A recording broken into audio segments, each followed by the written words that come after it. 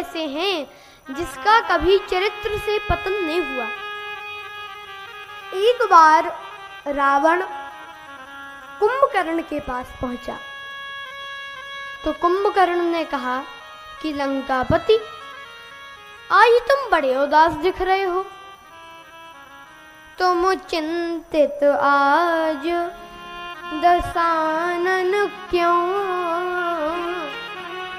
तुम क्यों चिंतित हो? रावण बोला, हर ली हमने मिथिलेश कुमारी, हमने मिथिलेश कुमारी का हरण कर लिया।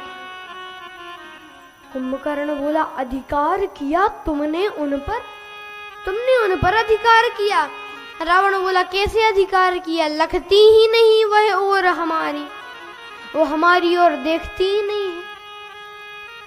अच्छा, तो जैसे साधु का वेश धारण करके हरण कर लाए तो राम जी का रूप धारण कर कर अधिकार पा लेते। तब राघव ही ना बने तुम क्यों? रावण बोला, इसमें हमको भय भैरव भारी क्यों? जब राघव रूप लगा बनने तब मातु समान लगी पर नारी। जब मैं राम जी का रूप धारण किया मैंने तो मेरे मन से तो वासना चली ही गई, मुझे दूसरी की नारी माता के समान दिखने लगी। तो बैरव राम बड़ाई करहीं। राम जी के शत्रु भी उनकी बड़ाई करते हैं। एक दिन जब राम जी का और रावण का युद्ध चल रहा था तो मेघनाथ का वध हुआ। तो मेघनाथ की पत्नी सुलोचना रावण के पास आई और कहा कि पिताश्री, अगर आपकी आज्ञा हो तो मैं अपने पति का शव रामादल से ले आऊं।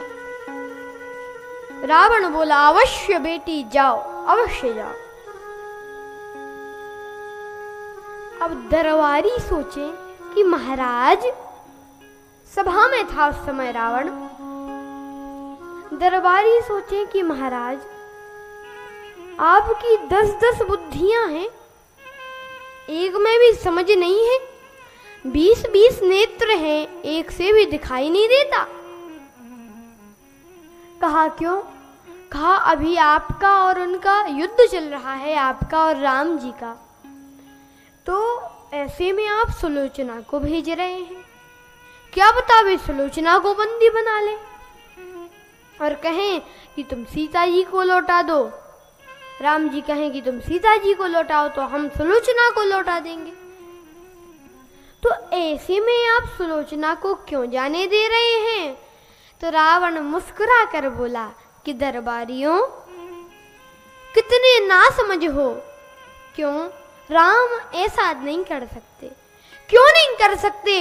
जब आपने उनकी पत्नी का हरण किया है तो वे भी तो सुलोचना को बंदी बना सकते हैं। रावण बोला, इसलिए क्योंकि ये काम रावण का है, ये काम राम का नहीं है।